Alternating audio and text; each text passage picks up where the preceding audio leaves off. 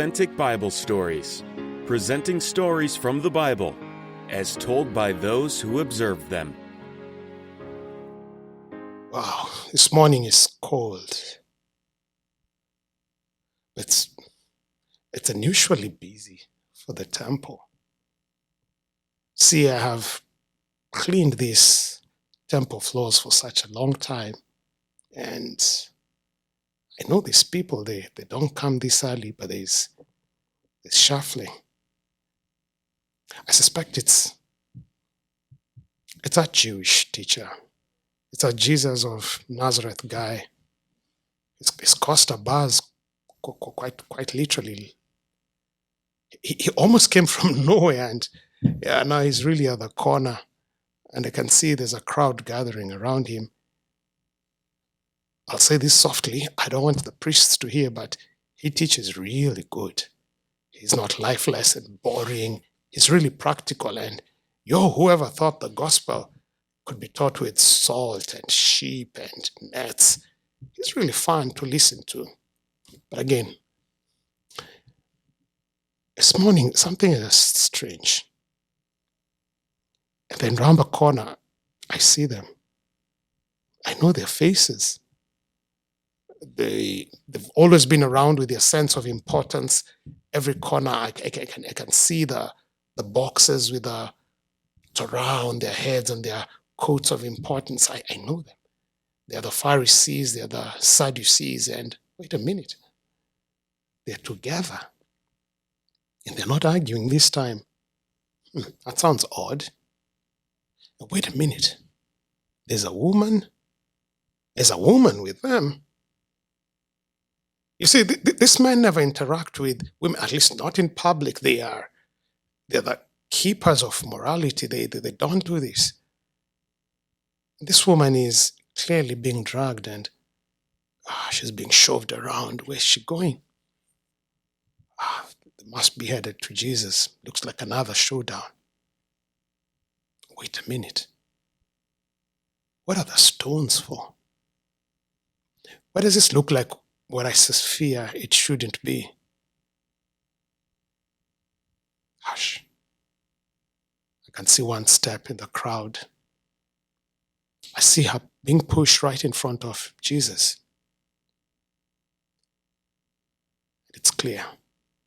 The rest have held their stones so tightly, their fingertips are even turning white. The other one is biting their lips. There's venom here. What I'm just not sure is it towards the woman? Because this is a bit too much venom for a woman. Then when the accusation is said, they sound with all their religious sense of importance, like, "Oh, good teacher, we found this woman in the act, in the very act of adultery. Moses in the law says she should be stoned, and what do you say?" You see, it looks like the teacher was teaching, but this woman was cheating. But wait a minute.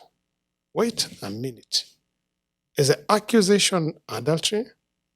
Where's the guy? Which guy? Which one is it this time? There's no guy. Wait. Whoever heard of solo performed adultery?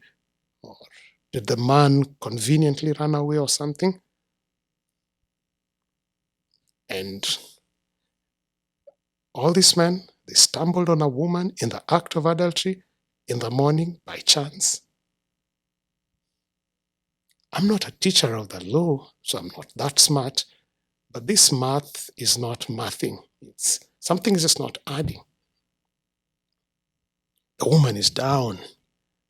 I think I know her. Her hair is fallen forward, so I can't tell the face. But those clothes and those features, she's been around. I've seen her around, but I can see what looks like drops of, I'm not sure if it's sweat or tears falling off from her. But this Jesus guy, is he deaf? Like, they've just spoken to him and he doesn't seem to either bother or care. Wait, he's now writing? This guy's weird. He's odd. He's writing. It's adult. It's adultery. The law is clear. Stoning. That's a question. He's unbothered. He's writing. He's writing in the sand. Okay, wait. He's standing up to talk. Looks like he says something important. I've seen those eyes before. I've seen them light with what looked like fire the day he threw out people from the temple. Man, that was quite something. But I've listened to that voice, sweet, strong, melodious, and then there's just something about him that he can chase people from the temple and children are still attracted to him. There's something striking about this man.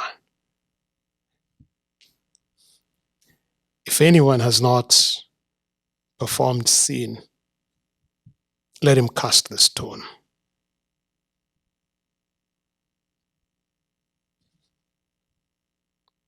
Wait, he's back. He's writing again. I expected a debate, an engagement, something more intense, something more lively. That's all he says. Surely, I know these guys. They can argue their case well, but they're also quiet. And he's back to writing.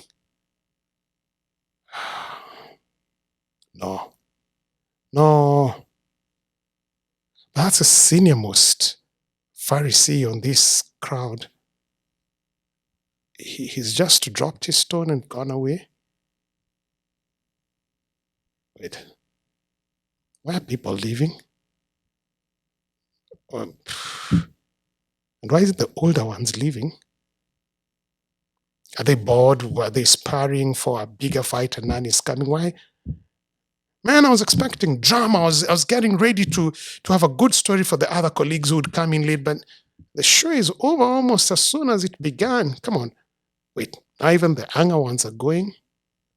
Is it that their confidence is gone because the older one? No, guys, come on. This is not how it's meant to be. You're meant to stay and argue it out, roll it out. It's adultery. Stones should be thrown. Come on.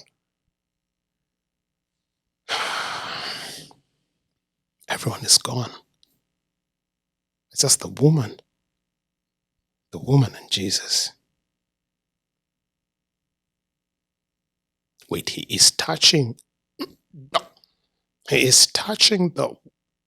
lifting stitches. Weird. He's doing what I've seen no other teacher do. Touching, lifting a sinful woman in the temple. This man is different. I barely can hear what he's saying to her, but she's lighting up. She's wiping away her tears. And wait, she's going away alive? I need to rush to that place. I know what I'll do. I'll pretend like I'm going to clean up the area and just see what happened there. Ta-dam, ta-dam, ta-dam. This is weird. This is why they walked away. The writing this man was doing was not gibberish. It's sins. I see here. Gossip. There's a lot of that in here. Covetousness. Yeah, quite an amount. There's a lot of bribing here. Adultery. Weird. Basically, everything here about the 10 Commandments is written on the ground. Are you thinking what I'm thinking? They read what he wrote and walked away.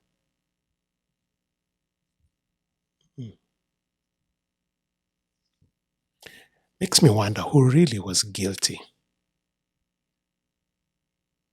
They dealt with their guilt with pride and they left without being justified.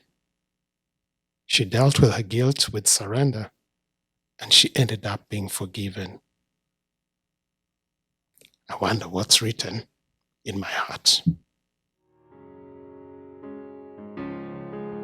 Thank you for watching this episode of Authentic Bible Stories. Join us next time for another exciting journey into the Bible.